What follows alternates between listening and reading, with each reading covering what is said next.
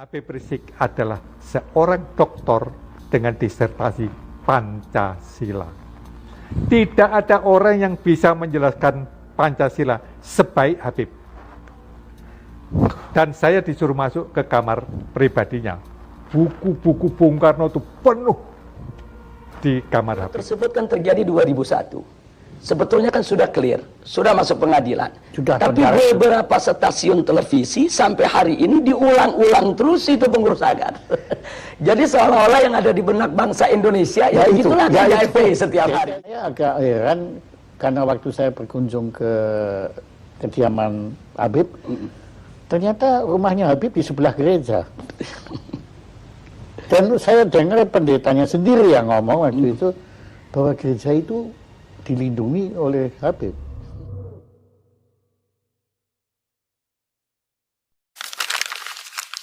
Jadi sebetulnya hubungan antar manusia nggak ada masalah. Tidak ada. Ada satu lagi yang Anda pasti terkejut. Habib Rizik. Oke. Habib Rizik kan dikenal begitu ganasnya. Iya. Itu bayangan orang. Tetapi kalau ketemu saya beda. Saya dirangkul. Saya disuruh main ke rumahnya. Saya pakai seperti ini, pakai blangkon, pakai kejawen. Dan beliau tahu kalau Anda... Lihat, saya tahu. Saya kejawen. Nah, terus tamu-tamu lain datang. Waktunya sholat. Habib Rizik mengatakan pada saya, maaf Pak Permadi, kita mau sholat berjamaah. Saya tahu Pak Permadi nggak sholat. Tunggu di kamar pribadi saya. Pak Permadi ditemani salah satu santri saya. Sampai nanti selesai, kita undang lagi. Kita ngobrol berdua sama santrinya. Setelah selesai sholat, saya dipanggil, diajak ngobrol lagi. Nggak ada masalah. Habib Rizik yang dikenal begitu fanatik, begitu radikal, begitu revolusioner, nggak ada masalah dengan kepercayaan. Begitu bengis. Bahkan ketika itu ada seorang mu'alaf, seorang perempuan Kristen umur 16 tahun masuk Islam. Dia dibawa oleh ulamanya menghadap Habib Rizik, minta keputusan Habib Rizik, bagaimana nasib anak ini. Habib Rizik mengatakan, saya perlu saksi-saksi untuk menyaksikan peristiwa ini. 1, saksi perempuan, istri saya panggil.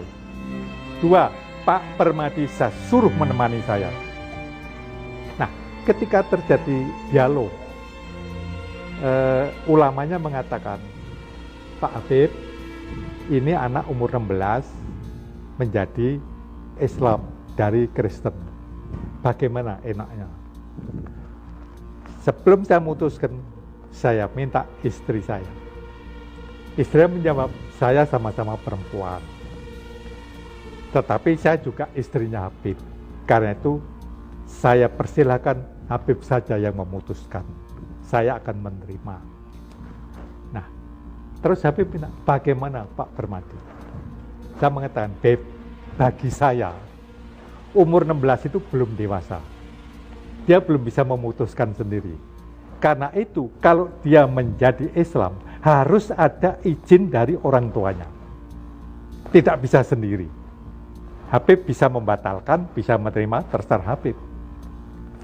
Tetapi, perempuan ini harus lapor kepada orang tuanya, boleh atau tidak. Minta izin. Untuk berpindah agama. Apa keputusan Habib? Saya putuskan sesuai dengan saran Pak Permadi. Kembalikan anak ini ke orang tuanya, suruh minta izin, atau tunggu sampai umur 17 baru datang ke sini. Loh, itu kan luar biasa sekali Habib Rizik, yang dikenal begitu galak gitu ya. Tapi itu cuma menurut saya image saja. Yang sesungguhnya Habib Rizik adalah seorang doktor dengan disertasi Pancasila. Tidak ada orang yang bisa menjelaskan Pancasila sebaik Habib. Dan saya disuruh masuk ke kamar pribadinya. Buku-buku Bung Karno itu penuh di kamar Habib. Jadi Habib adalah seorang Soekarnois. Islamnya nasionalis. Gitu ya. Hah? Kok berani ngundang Habib Rizik? Enggak, kok berani? Enggak takut. Saya bilang, saya ngaku, sebetulnya takut juga. Tapi setelah berjumpa waktu itu, kira-kira sebulan yang lalu, ternyata ketakutan kami itu tidak beralasan. Karena ketakutan kami kepada Front Pembela Islam itu, apalagi ketuanya, itu didasari oleh pemberitaan-pemberitaan media massa. Dan justru kami mohon pencerahan dari Habib. Kenapa kok sampai kita ini begitu ngeri, begitu takut? Jadi saya melihat memang, saya tidak katakan semua media, tapi banyak media-media yang tidak memberitakan Front Pembela Islam apa adanya. Jadi mereka hanya memberitakan ya sesuai dengan keinginan mereka. Saya berikan contoh. Bagaimana laskar-laskar FPI pada tahun 2004 ketika terjadi tsunami di Aceh, itu ada 1.300 laskar turun ke Aceh, bekerja di sana selama 4 bulan, itu mengevakuasi tidak kurang dari 100.000 mayat. 100.000 mayat. Itu satu pun media tidak ada memberitakan. Nah, kemudian begitu juga bagaimana kerjasama FPI umpamanya dengan Kementerian Sosial di dalam program bedah kampung. Jadi ada satu program bedah kampung yang dilakukan oleh Kementerian Sosial yang FPI diajak untuk bekerja sama. Dan kita buat MOU resmi. Bagaimana perumahan-perumahan rakyat miskin yang memang tidak layak huni di Jakarta maupun di luar Jakarta, bersama-sama dengan Kementerian Sosial kita turun, kita melakukan bedah kampung. Nah, ini juga kan tidak pernah masuk pemberitaan. Iya, saya nggak pernah tahu. Begitu juga kerjasama FPI dengan Kementerian Agama RI. Bagaimana kami turun di lokasi-lokasi yang banyak dihuni oleh warga Ahmadiyah, untuk kami melakukan pembinaan. Bukan kekerasan. Bukan kekerasan. Saya kasih contoh satu di Tenjo Waringin, perbatasan antara Garut dengan Tasik. Di sana kami melakukan pembinaan dari tahun 2009. Sampai hari ini sudah lebih dari 800 warga Ahmadiyah kembali kepada Islam. Nah, hal-hal semacam ini tidak ada yang dimuat oleh media. Jadi manakala ada suatu kejadian yang kebetulan katakanlah terjadi tindak kekerasan, nah kadang-kadang itu yang di blow up oleh media tanpa memberitakan tentang akar persoalannya. Nah, saya kasih contoh satu kejadian di tahun 2001. Itu ada kejadian di kota Jakarta ini, ada satu tempat pembinaan olahraga biliar yang dikelola oleh KONI pusat, tapi ternyata disalahgunakan oleh kelompok-kelompok masyarakat tertentu untuk ajang perjudian, penyebaran ekstasi, dan ajang prostitusi. Nah, kita sudah melakukan berbagai macam pendekatan ke KONI, ke Pemda DKI, laporkan ke polisi, sampai 2 tahun itu tidak ada tindakan, sementara masyarakat setempat sudah resah. Nah, ketika terjadi clash antara pengelola daripada kemaksiatan tadi dengan laskar FPI, akhirnya terjadi pengerusakan, dan itu sudah diadili. Laskar FPI yang melakukan pengerusakan pun sudah ditangkap, sudah diadili, sudah dipenjara. Tapi akhirnya tempat olahraga itu pun sampai saat ini tidak dijadikan tempat maksiat lagi. Jadi sampai di penjara berarti memang FPI ini tidak membenarkan kekerasan. Ya, kita tidak membenarkan kekerasan. Artinya kalau memang ada laskar kita yang bersalah, kita serahkan ke polisi. Silakan diproses, silakan diadili, silakan dipenjara. Cuman yang memprihatinkannya, Pak Jaya, peristiwa tersebut kan terjadi 2001. Sebetulnya kan sudah clear, sudah masuk pengadilan. Tapi beberapa stasiun televisi sampai hari ini diulang-ulang terus itu pengerusakan. Jadi seolah-olah yang ada di benak bangsa Indonesia ya itulah FPI setiap hari. Ya. Dari segala pemberitaan yang sepihak itu, ya timbul juga kesan bahwa FPI ini sama sekali tidak punya toleransi beragama. Ya, itu kesannya. Ya. Nah, kemudian saya agak heran karena waktu saya berkunjung ke kediaman Habib, ternyata rumahnya Habib di sebelah gereja. Dan saya dengar pendetanya sendiri yang ngomong waktu itu bahwa gereja itu dilindungi oleh Habib. Betul itu. Ya, jadi memang di Petamburan tempat saya tinggal ini ada beberapa gereja. Ada gereja Bethel dari kalangan Protestan, ada gereja Salvator dari kalangan Katolik, ada gereja Lemuel, ada gereja juga Immanuel, ada gereja juga HKBP. Nah, kelima gereja ini di Petamburan sampai hari ini semua bisa melakukan segala kegiatan ibadahnya dengan tenang tanpa ada gangguan sedikit pun dari masyarakat. Karena memang kelima gereja ini tidak pernah buat masalah dengan masyarakat. Artinya gereja-gereja mereka dibangun pertama dengan izin. Yang kedua, kegiatan-kegiatan mereka itu murni ibadah, bukan untuk mengganggu daripada ketenangan masyarakat. Sehingga sudah sekian puluh tahun mereka sampai hari ini tidak pernah ada gangguan apapun. Nah, karena itu hubungan saya secara pribadi maupun FPI yang memang markasnya ada di Petamburan dengan para pendeta tadi, hubungan kita cukup baik. Mereka suka datang ke kita suka dialog. Kemudian kalau mereka punya masalah juga mereka sampaikan ke kita, apa yang bisa kita bantu mereka. Bahkan kalau lagi ada datang musim banjir, nah, ini kan Petamburan ini kan rawan banjir. Ya. Itu kita kerjasama. Kalau nggak salah secara pribadi, Habib kan dulu sekolahnya juga sekolah Betul. Katolik.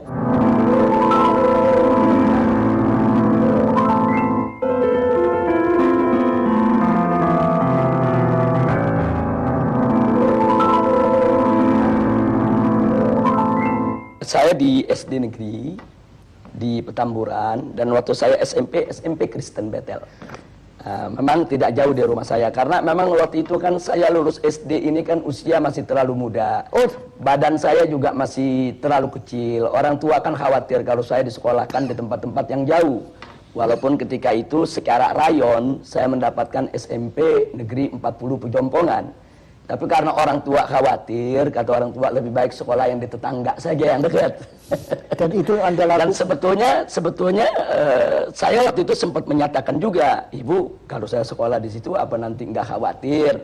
Ini kan sekolah lain agama. Nah, saya masih ingat betul, saya punya ibu ketika itu jawab, nggak usah khawatir, kamu kan ngaji, ada ustadz. Setiap siang kan kita ada pengajian, sore kan juga belajar. Sama ustadz-ustadz yang lain. Jadi dengan banyaknya ikut pengajian, gak usah khawatir lah. Toh kamu belajar di situ kan belajar pengetahuan umum. Iya. Saya pikir juga sekolah-sekolah Kristen yang manapun, dimanapun di Indonesia selama ini, kalau tidak ada pemaksaan kepada murid yang beragama lain untuk belajar agama yang tidak dianutnya, kan no problem. Yeah. Nah, dalam ajaran Islam pun kita punya pilar-pilar toleransi, Pak Jaya. Yang pertama adalah sebagaimana Allah firmankan dalam Al-Quranul Karim, la ikraha fiddin, tidak ada paksaan dalam agama. Artinya setiap seorang muslim itu tidak boleh melakukan pemaksaan dalam bentuk apapun kepada orang lain untuk masuk ke dalam ajaran Islam.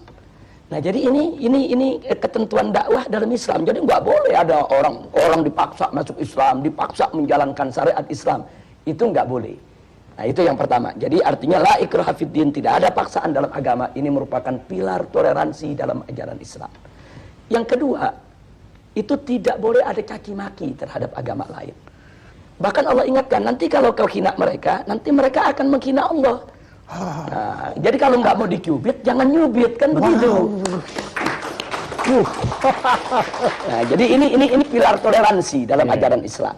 Nah, terus yang ketiga ada lagi pilar toleransi yang lain, yaitu dalam urusan ibadah, lakum dinukum waliyadin. Kata di dalam Al-Quran ini Allah menyatakan kepada umat Islam untuk menyampaikan kepada orang-orang yang di luar Islam, lakum dinukum waliyadin. Bagi kalian agama kalian, bagi saya agama saya. Jadi agamamu, agamaku. Betul. Artinya karena itu Pak Jaya, dalam toleransi bagi umat Islam ini memang sudah harga mati. Jadi Ya, aduh, ini kesan semua yang kita peroleh bukan seperti itu. Ya, yang Ini kan penyesatan opini yang dilakukan oleh sejumlah media. Saya tidak katakan semua media, tapi ada media-media yang punya kepentingan. Yang salah kita sendiri kok kita tersesat itulah. Ya, itu dia. Kok ya, karena ya apa yang kita dengar, ya agama yang paling tidak toleran itu adalah agama Islam. Itu yang kita hari ini kita dengar dari Habib, ya bahwa ternyata ada 3 atau sebetulnya ada 10. Ada 10 pilar toleransi. Toleransi ada 10. Paling tidak ada 3 ini yang utama yang sudah saya utarakan tadi.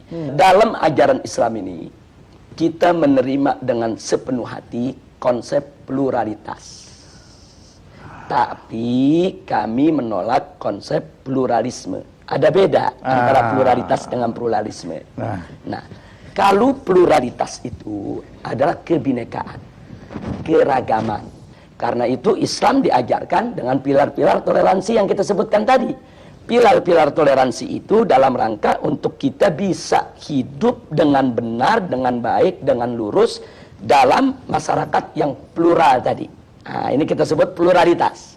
Nah, sedangkan pluralisme ini kan suatu isme, suatu paham yang meyakini bahwa semua agama sama, semua agama benar, semua agama pasti akan masuk surga, semua agama ini ajarannya tidak berbeda. Ini sebetulnya yang kami tolak. Nah, jadi begini, kenapa kami tolak? Bagi kami, biarkan setiap umat beragama meyakini agamanya yang paling benar. Itu hak dia. Dia bebas mengatakan agama saya yang paling benar, agama lain tidak benar. Tapi dia tidak boleh menghina agama lain. Seperti saya seorang muslim. Saya katakan, saya sebagai seorang muslim, saya beriman bahwa agama Islam adalah agama yang paling benar, selain Islam tidak benar. Itu keyakinan saya. Dan saya punya hak untuk itu. Tapi saya tidak punya hak untuk menghina, untuk mencaci maki, untuk mencerca agama di luar Islam. Nah, begitu juga Pak Jaya sebagai seorang Kristiani punya hak untuk mengatakan, saya sebagai seorang Kristiani, saya yakin Kristen yang paling benar. Selain Kristen tidak benar, itu hak Pak Jaya. Saya tidak boleh intervensi mengatakan Pak Jaya mesti ngaku Islam benar juga dong, nggak boleh. Sebagaimana saya juga nggak boleh diintervensi, Habib harus mengakui agama di luar Islam itu benar, nggak bisa. Ini soal keyakinan. Tapi Pak Jaya tidak boleh menghina Islam. Saya tidak boleh menghina Kristen. Kalau menghina aja tidak boleh, apalagi mengganggu, apalagi kekerasan, apalagi membunuh, apalagi nggak boleh. Tapi apabila FPI ini melakukan kekerasan, itu tidak dibenarkan. Tidak dibenarkan. Jadi di dalam organisasi FPI ini ada prosedur standar. Yang pertama, kita menunggu laporan masuk. Nah, artinya ada laporan dari masyarakat bahwa di wilayah mereka itu katakan ada tempat perjudian, ada tempat pelacuran, harus ada laporan dari masyarakat. Jadi tidak ujuk-ujuk FPI datang tanpa permintaan masyarakat. Ujuk-ujuk. Ini masih ada logat Betawinya. Iya, jabat. Ujuk-ujuk itu bahasa Inggrisnya apa itu, Pak? Jadi kita mesti ada laporan dulu dari masyarakat. Nah, kalau masyarakat melapor, berarti kan di sini ada ketidaknyamanan dari masyarakat terhadap kemaksiatan tadi. Nah, kalau laporan sudah masuk, kami lakukan langkah investigasi. Oh, pakai diinvestigasi. Iya, artinya kami periksa dulu laporan masyarakat itu benar atau tidak.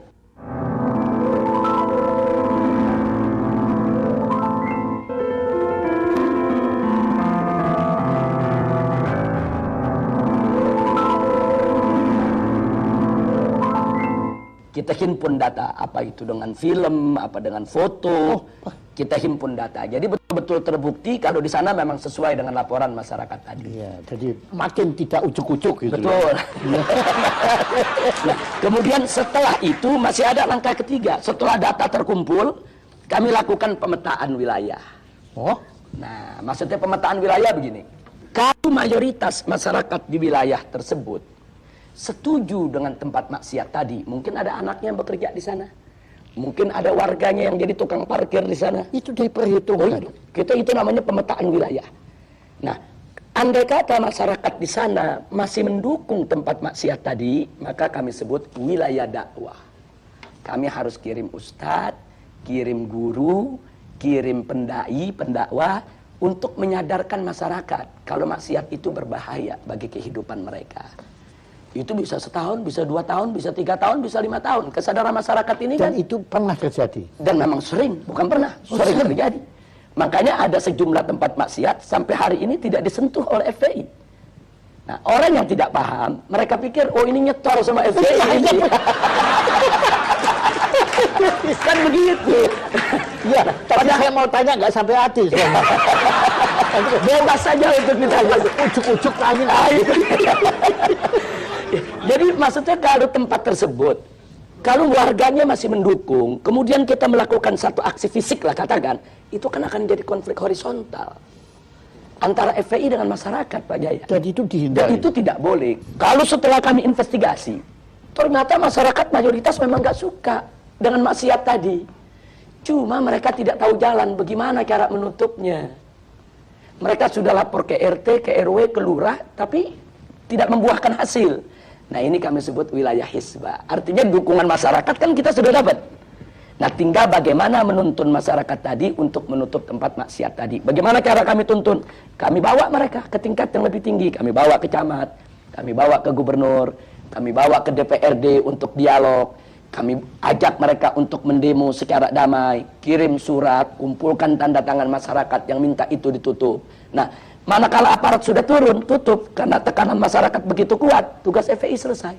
Makanya saya pernah dengar Habib bilang kalau tidak ada maksiat, kan bilang Iya. diminta FPI Bubar. membubarkan diri, dibubarkan. Iya.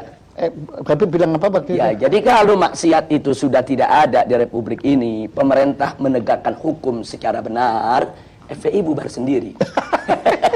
Saya kasih contoh. Sekarang yang namanya judi kan ada undang-undang yang melarang. Iya, iya. Yang namanya pelacuran kan ada undang-undang yang melarang. Iya. Yang namanya minuman keras kan juga ada aturannya semuanya. Kalau ini semua ditegakkan oleh pemerintah dengan baik, dengan benar, berarti kan pelacuran tidak ada. Berarti kan perjudian tidak ada. Nah kalau ini dilakukan dengan benar, FPI kehilangan kerjaan, Pak Jaya.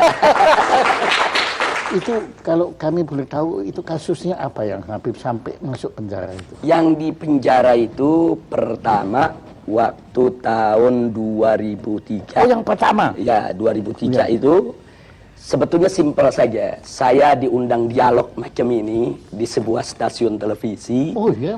Kita berdebat dengan salah seorang perwira televisi. Nah, kemudian di dalam debat tersebut pihak kepolisian itu mengatakan di Jakarta ini tidak ada tempat judi. Tapi saya mengatakan ada tempat judi, Anda jangan bohong. Saya bawa daftar alamat-alamatnya. Ini loh alamatnya, saya bilang, tempat anu alamat sekian, tempat anu alamat sekian, tempat anu alamat sekian, dan seterusnya. Kesimpulannya dalam forum itu polisi ini terdesak. Besoknya saya dilaporkan penghinaan terhadap pemerintah. Akhirnya saya masuk penjara 7 bulan. Nah, jadi itu yang jadi persoalan. Makanya kadang-kadang saya sekarang bercanda kalau diundang dialog oleh polisi, ini jangan kalah ngomong ditangkap lagi. Iya. Kalau kita dialog kemudian orang kalah ngomong kita dituntut kan repot, Pak Jaya. Iya, untungnya saya bukan polisi ya. Habib. Itu tahun 2003. Itu pertama. Ya, tapi kalau waktu tahun 2000. Tapi hikmahnya Anda menulis ini ya, Habib, ya. Betul. Nah, adapun pada tahun 2008 itu terkait dengan peristiwa insiden Monas. Nah, karena di insiden Monas itu kan ada kejadian Laskar Islam, itu kesatuan daripada berbagai macam ormas, terjadi bentrok. Ya, itu dengan komponen masyarakat yang ingin memperjuangkan untuk membela atau menolak Kepres pembubaran Ahmadiyah. Sebetulnya itu tidak perlu terjadi, cuman karena ada orasi-orasi dari kelompok mereka ini yang yang provokatif dengan mengatakan Laskar Islam ini dengan kata-kata yang nggak bagus lah, Menghina. tidak layak untuk saya ungkapkan di sini. Iya. Akhirnya laskar-laskar terprovokasi nyerang mereka. Nah, tapi karena di antara mereka ada FPI, Yang kena FPI. biangnya kita, yang kena biangnya Pak Jaya. Dan ada yang ujuk-ujuk masuk penjara. Ujung-ujung akhirnya masuk penjara. Pada saat kita ditangkap, polisi pun ditanya, ini Habib Rizik ditangkap pasalnya apa? Oh nanti pasalnya lagi dicari dulu. Kalau itu pendapat ujuk-ujuk itu. Tapi nggak apa-apa, itu semua ada hikmahnya. Ada terima itu dengan... Oh ya, itu resiko perjuangan, kita terima tanpa dendam, dan saya ambil hikmahnya. Tanpa dendam. Tanpa dendam. Nah, alhamdulillah. Nah, terima kasih Habib. Ya, ini suatu pencerahan, satu pelajaran, pengalaman, masukan informasi bagi kita semua untuk lebih bisa memahami makna perjuangan FPI yang sebenarnya. Ya, dan moga-moga juga siaran talk show yang sederhana ini ya itu bisa didengar juga oleh pemirsa-pemirsa sebanyak mungkin supaya mereka pun atau kami ya saya beratasnya mereka juga bisa memahami dan kita bukan lagi takut, bukan lagi curiga, bukan lagi benci pada FPI, tapi kita mungkin bisa bersama-sama FPI untuk memerangi maksiat di angkara murka di negara kita tercinta ini. Terima kasih. Saya juga ucapkan terima kasih baik atas nama pribadi maupun atas nama FPI kepada Pak Jaya maupun forum talkshow-nya ini yang luar biasa. Kita juga di luar dugaan bisa diundang, bisa diberi kesempatan bicara dengan leluasa, dengan bebas. Dan di sini juga saya ingin menyatakan sebelum kita berpisah, FPI ini kan bukan malaikat. FPI ini kan juga tidak boleh mengklaim kalau dirinya suci. Wow. Di dalam FPI kan juga ada oknum-oknum yang tidak baik juga. Nah, karena itu saya juga minta bantuan masyarakat. Manakala masyarakat mendapatkan ada oknum-oknum FPI yang tidak bagus akhlaknya, tidak bagus moralnya, dan memang melakukan hal-hal yang tidak patut di wilayahnya, tolong laporkan kepada kami.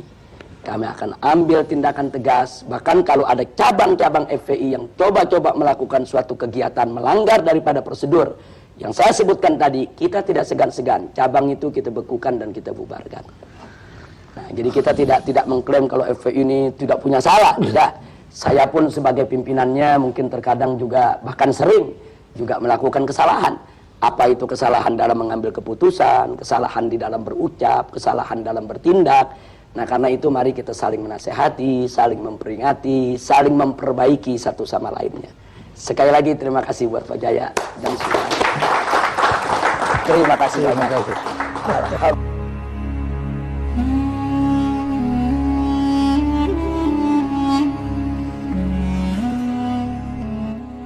La ilaha illallah Muhammadun Rasulullah alaihi salatullah wa alihi wal ahibba